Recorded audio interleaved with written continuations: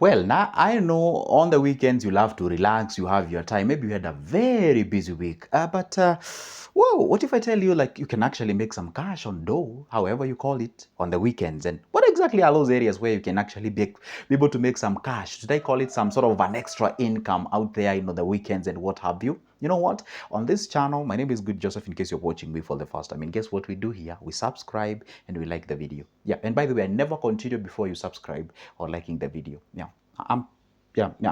like the video and thank you. Now, see, talking about this is the weekend for you. I know you want to relax, and I've said if you need to make some extra cash here and there, I'm gonna share with you. And with this channel, what I do, I avoid more theoretical things. I talk about practical things. By the way, the last two options, I did them, and you can actually go ahead and do that particular thing and you can earn some cash. I'm telling you that I personally have done it. Okay, so you can be able to do them. So get to listen up to the end. The last one I did it, the second last one I did it. Okay, let's get into the business. This is Good Joseph speaking. All right, now here we are.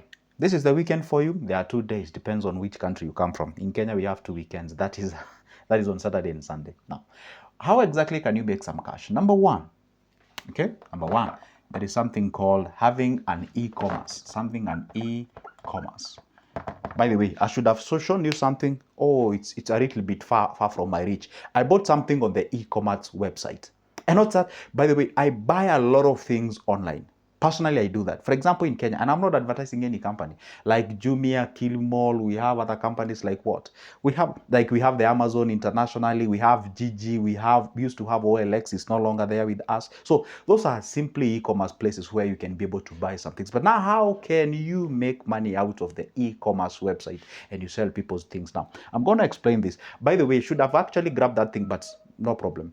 Let's assume this is what I bought on the e-commerce, okay? Now, what happens is that I went somewhere on the TikTok, obviously, and I searched a particular thing that I was interested on. It was kefir. Yes, kefir. Kefir is a probiotic. So I wanted that particular product. Now, I wanted that thing. So of course I went to the TikTok and I searched kefir. Okay, be like, oh, if you want to get this product and what have you, you can get it in town, floor number what. I think it was in Sasa Mall, floor number 3, room number 1, tell the room. Now, when I went there, of course, you're gonna get that. But I realized one thing. I thought like I'm gonna get a big shop, somebody who is selling solely that product thing. No, I got there. I don't know, there were some wigs, there were some handbags, there were a lot of things. I realized, oh my goodness, I didn't know this.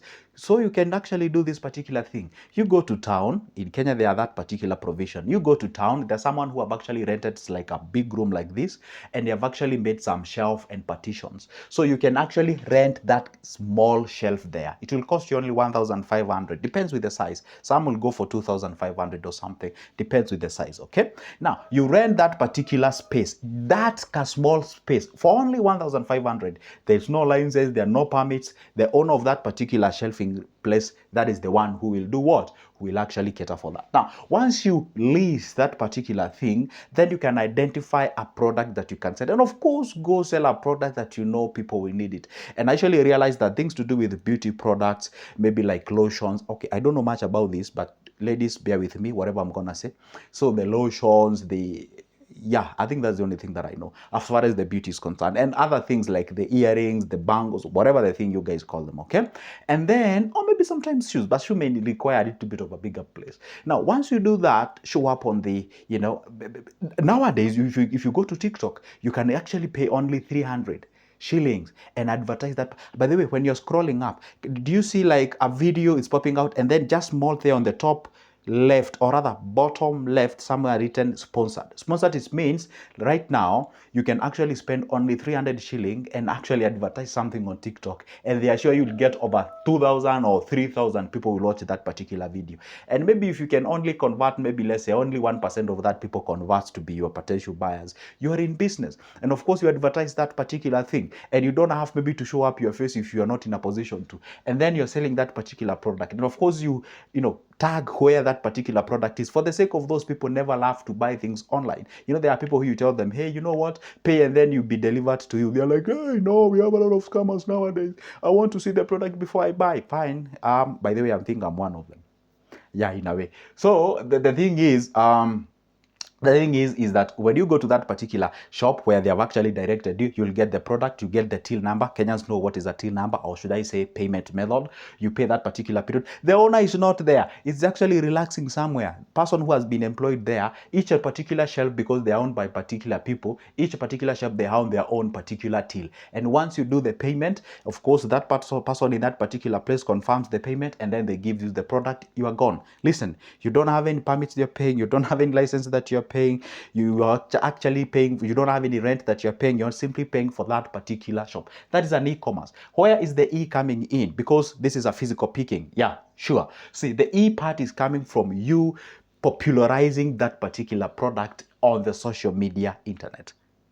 Guy, I really hope you can get this message. This is a very, very good business. You people, you are sleeping on. I see some ladies going to Gikomba. Gikomba is like that open air market where people actually buy products as a very simple or low prices. You come iron those particular things, you fold them, you put them, and then you advertise them. And then you're in business. You do some things. Even on Facebook nowadays, you can advertise. Even here on YouTube, you can actually pay for the YouTube ads or the Google ads.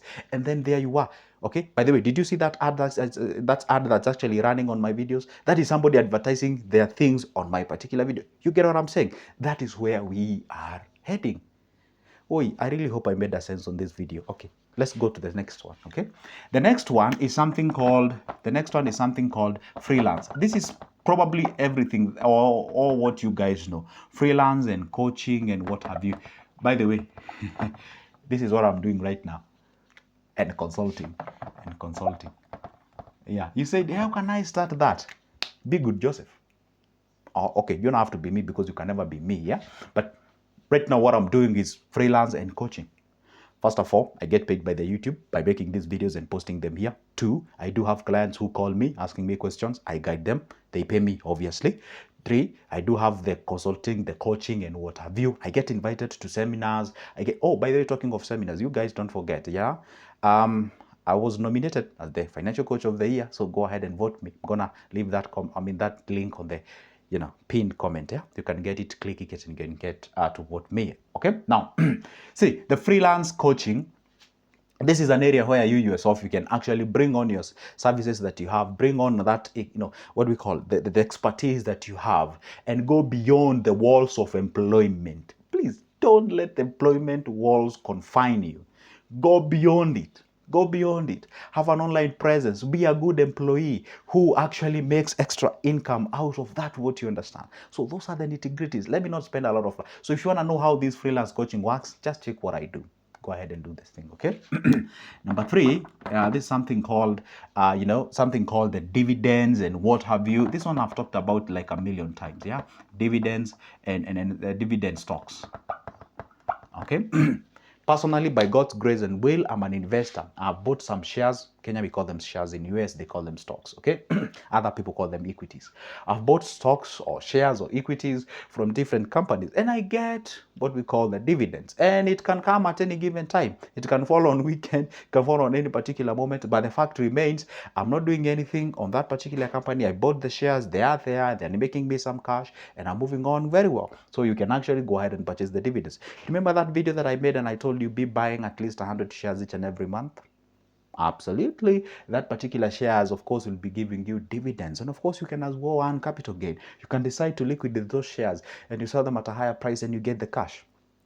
That is exactly what it goes about, okay? So the dividend stocks, this is where you purchase the dividends, or rather you purchase the stocks that are giving you the something we call that are giving you the dividends at the end of the year, or the interim dividends, or however you can call it. Please, I'm hiding this so that I can go to the last 2. They are my favorites. I just love them, okay? Let's go to the last 2. Number 4, this is where now we're going to talk about something called parting. You can actually organize. This is so sweet. I used to eat this money and it's so sweet, by the way. You can organize parties. Hang on before you start judging. Just hang on. I'm going to explain. Partying, you can do something called hiking, road drive or road trip or whatever you can call it, if you're in that class of people who are driving. If you are not, does not mean that you don't qualify. You can do some other things. And this is exactly how I used to do it. And by the way, even to date, if I get the gig, I go ahead and do it, okay? Now, see, Kenya, it is known as a... Guys, Kenyans, please don't crucify me on the comment section. Kenya is known as a drinking nation. I was watching some white guys, they were here and they were saying, Kenya, you can get alcohol at any given moment when you want it. Kenya is known for party animals. They party a lot. Here we usually call it the party aluta continuata or something. Personally, I don't drink, but I have friends who do. Okay, now, and of course I see what they do. Now, see, you can organize parties. For instance, we have some people who travels from Nairobi all the way to Nakuru, to some places where they can hike. They say on this weekend we can go there, we can organize this package. Will actually cater for your drinks, will cater for your food, will cater for your accommodation. But most of the people, you guys don't even sleep. Okay, and also it can cater for this transport, can cater for that. If maybe you are having some group of people who do not have the cars, and you can come together with people who have the cars. This is what I used to do. See, I have two guys who have these Land Cruisers, these big tourists, safari game drive kind of a cars. I bet you can see what I'm talking about. Then used to, I have group of people who I say, like, we have like 20 people. They want to go say to Masai Mara, or they want to go to Samburu Reserve, they want to go to somewhere. And then that package, I ask these guys, how much will it cost? They tell me it will cost you an average of, say, 10,000 on that particular weekend. And I'm like, give me a fair price. I mean, seriously, give me a fair price, because I have the people. You have the cars, you have the place to go, I have the guys. So give me a fair price, because I'm here to make some cash. Okay, they say, okay, fine, Joseph, we're gonna give you at an average price of 8,500 or even 9,000. Okay, now say fine. So the 1,000 shilling is mine. So the price remains the same. I'm not adding the 10,000 on top of anything. I'm not adding anything. So it's still the same. So I bring them the guys. They tell me, you know what? At every individual soul who subscribe to this thing, 1,000 shilling is yours. You connect with them. Because let me tell you one secret. The problem of how people look for money is a wrong way. For example, and I'm going to mention the names because they are our companies, then they are ours, and we should advertise them and we should make them known out there. In Kenya, we have a lot of companies that you talk about when you talk about the safaris. We have the Polesmans, we have the Bonfire, but Bonfire is the most popular one here in Kenya. Well, it's my favorite anyway. Now, what happens is that, and by the way, tag the Kabu here, okay, and tell them I advertise them for free. Now, not I have advertised them for free. So now, see, for example, instead of approaching that gentleman with the, oh, give me a job, I would like you to give me a job, present yourself as a valuable individual. Be like, you know what, by the way, I do have a page that I run on social media. I connect with the international tourists. I'm sort of a safari consultant. I'm like, what do we call them? This tour guide or something of sort. I have some 1, 2, 3 people we can join up. And the guy, I mean, the guy is ready to give you offers. I've never asked them, but of course, if you're an individual, someone tells you I have like 30 people who are coming, and of course, these people, they are about to spend a minimum of 50,000, and you tell the person, make 5,000 fine each and every individual, whatever they think it is. I mean, seriously, would you take that particular deal? So the problem is that community or people express themselves, present themselves as a liability, like, oh my goodness, I have not eaten for 3 days. I would like you to help me do these things. And listen, of course, people would love to help you, but people are selfish. People, they would love to get something out of you. Have you seen this particular gentleman who is, they are calling them the Goliath of the Jinzis? You see, people are advertising indirectly. They are giving them suits, the shoes, then whatever, but they're advertising. Everyone is winning. It's a mutual, it's a symbiotic relationship. So that is how you're supposed to express yourself. So organize parties, hiking. If you people do not have a lot of money, if you have some few members in your in your company, and you have a WhatsApp group, provided I don't know the HR is there, because HRs are the most hated people. You can just organize for a thing. You know what, guys? Wow, that was a tough week. How about when we get the salary, we can maybe go for a road drive in the coffee plantation or the tea plantation. And of course, I know that you guys don't have the cars, but I can organize this and this and this, and we can get, and then you can make some few coins here and there. In this world, you need to be smart when it comes to the finances. And the last one, I've ever talked about it. It's none other than what we call peer to peer lending. I used to be this particular business, and this while as well. Of course, I'm doing this right now. This one is the one that I've never tried. So now, peer-to-peer lending. Peer-to-peer lending, I talked about this. You can check my older videos, but let me just shed a little bit of light of what it is. Peer-to-peer lending simply means, how will I even frame this? Selling your money. Does it even make sense? Selling your money, like giving people money to do the business, they make the profits, and of course, they pay you with the interest. Well, of course, if you're a Muslim, of course, you're like, that's haram. Well, sure, according to the Islam. But now there are people who don't view it that particular way. They view it in another way around. See, so you can actually use your own money, but of course you have to lay down the systems and strategies on how you can actually recoup back your money, because there are cases of people defaulting. I'm not going to go to the details because I explained that on my older video. You can go check it out there. But what happens is that the peer-to-peer is one of the simplest, shortest, and the fastest way to make some cash. And guess what? It has a very good returns. By the way, this is like a whole concept like the banks rely on something. So they lend that money, they make the profit and the interest out of it, and that is how they survive. So basically happens like I used to have where I used to live near a market where people are selling these normal things. You know, in Kenya, we call them the mamamboga. Mamamboga simply means people are selling vegetables, some other fish, these just commoners and something of sort, with all the due respect to them. So you lend them. And of course, you have to do the calculation. Like this, this standing of this lady, maybe, or this gentleman, maybe it's worth like 10,000. Everything here is 10,000. So the maximum I can give you is 4. So that I'll be on a safer side. Just in case of default, maybe we can liquidate whatever you have and I'm able to recoup back my money. So the maximum you can give that gentleman is 4,000. The other one has a total, sort of an asset worth 20,000. The maximum you can give them, maybe say it's 9,000 or 10,000. Depends on how you work. For me, I used to operate slightly below the half of whatever you own, and then something of sorts. So now, of course, you tell them, hey, you know what? For me, I used to be paid on every weekend. I tell you, you know what? Ain't gonna lend this money for the entire whole month. For me, I give you this cash for the entire stretch of the week. If I give you 1,000 shilling, you give back 1,000 with 100. So you're gonna give me 1,100 because I know you actually use small money. I mean, like just coming here on the weekend and ask you, hey, give me back my 1,100. Probably that may sort of, leave you with a little bit of a cash crunch or a cash crisis. So what are we going to do? We're going to be having a daily, payment. For example, we can be like, every day be paying some sort of like 185 shillings or 190 shillings or something of sort, or even 200,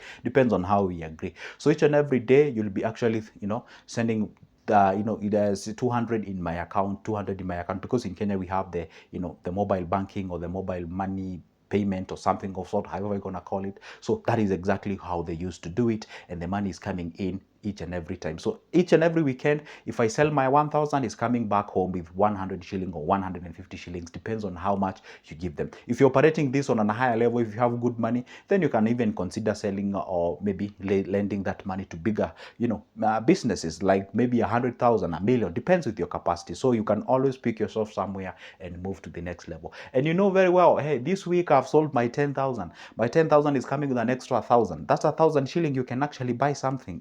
You're making money and you're moving to the next level. And of course, you have to cater for you having a lawyer by your side. Not that you employ a lawyer under your salary. No, you just have a lawyer by your side, just in case. Remember, we are dealing with money. Due diligence must be. Of course, there must be a written agreements and what have you. There must be cases like other factors. Well, if you'd like me to take you through on exactly the anatomy of this particular engagement, you can always pick that number of mine from the description of this specific video. Shoot me a call. We can talk business, and I do charge, by the way. And the good thing is that it's quite affordable. Don't forget, on the comment section, I've pinned a link to you guys voting me as the financial coach of the year, because I was nominated.